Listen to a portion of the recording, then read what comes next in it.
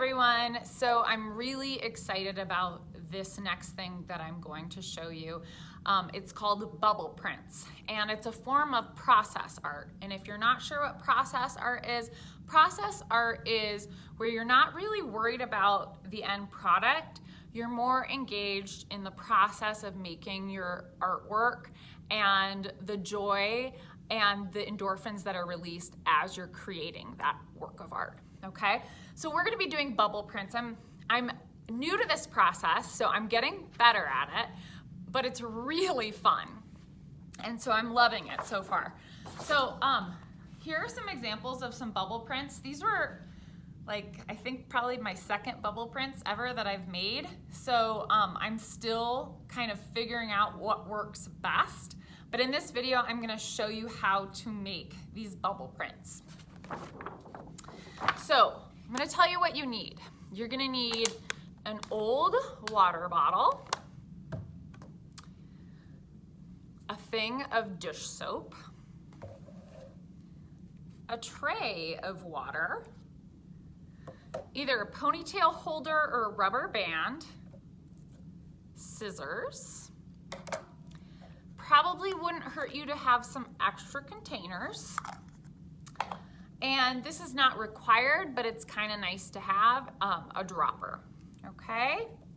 All right, so I'm gonna go ahead and move the video down so you can see me make the contraption that you're going to need to use to make the bubble prints, okay? All right, so, move that down a little bit more. Okay. So here's my contraption, okay? And this is what I use to make the bubble prints. And I'm gonna show you how to make this right now. Oh, I forgot, you also need fabric. And what I used was just an old t-shirt that was donated. Cotton fabric probably works best. You can experiment with different fabrics, but this old t-shirt worked perfectly. Okay. So first thing you're gonna do is you're gonna take your old water bottle, okay, dump out the water.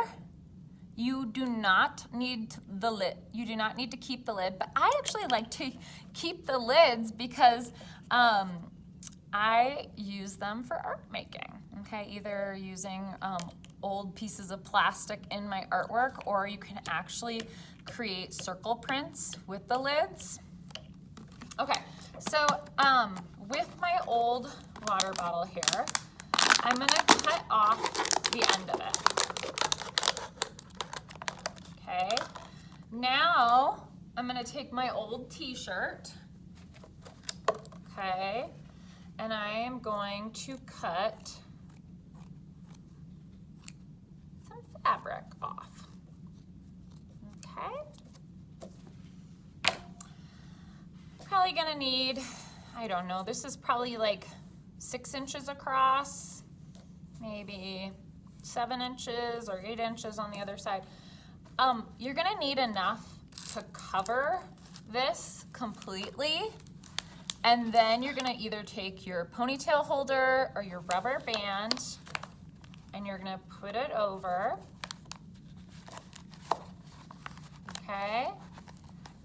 And now I've got my little contraption, and this is what I'm gonna use to make my bubble prints, okay? Oh my goodness. I just realized I forgot there's something else you guys need. You need food coloring or liquid watercolor to create the color in the bubble prints, okay? And I'm not gonna remake this video just so I can say that. So just remember, you're gonna need either food coloring or water, like liquid watercolor to make this work, okay? All right, so next thing I'm gonna do is I'm gonna take my tub of water and I'm gonna actually just moisten the fabric, okay? Oh, whoopsie doopsie, okay? Just had a little spill, little beautiful oops. Maybe I'll incorporate that into my artwork somehow. Actually, maybe I'll just get a different piece of paper to make the bubble print work. Okay. All right, so this is moistened. It's now wet, okay? Now what I'm gonna do is I'm gonna take my soap and I'm gonna put it on the surface and then I'm gonna kind of rub it around, okay?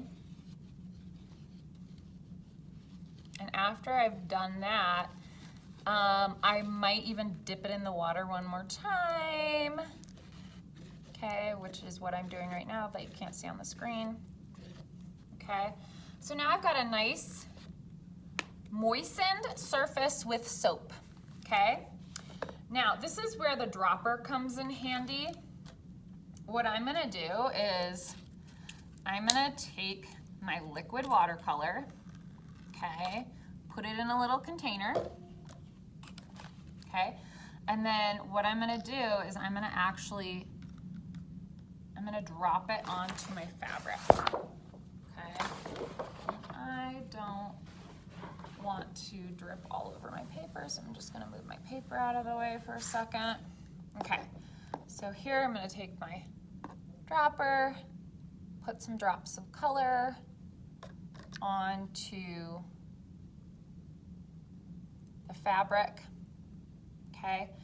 And I like doing multiple colors, so I'm gonna also take some green,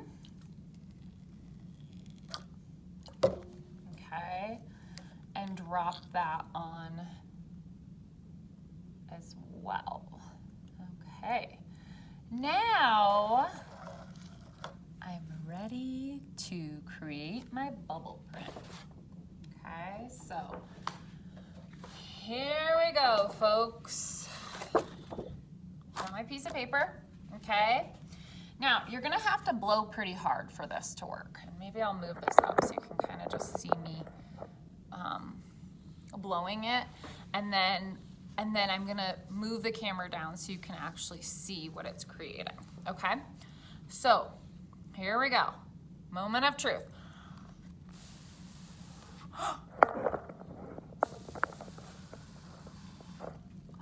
Oh my. Okay, now, what you might notice, okay, is you might need more color, okay? Once you get the bubbles on there, I just let them sit and do their thing. And this is why we call it process art. You know, I'm not trying to make it look any certain way. I'm just letting the bubbles do their thing, okay? And so letting the bubbles do their thing. While I let this one sit and kind of let the bubbles pop out, I'm gonna do another one.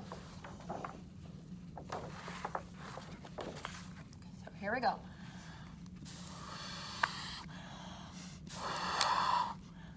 Woo! Okay, so I might start to notice that I'm losing some color.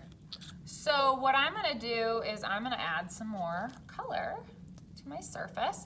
Now, if your little contraption stops blowing bubbles, if it stops blowing bubbles, that means you need more soap and water, okay? All right, let's try this. Ooh.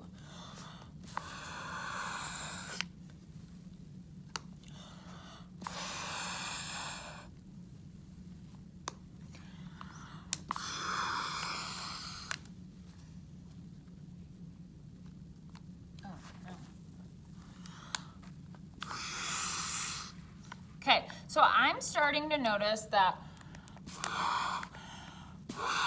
it's still blowing bubbles, but not quite to the degree that it was. Okay, I'm gonna let this one fizzle out. Okay, and I'll show it to you here in just a second. In the meantime, I'm gonna show you the one that I just did, okay?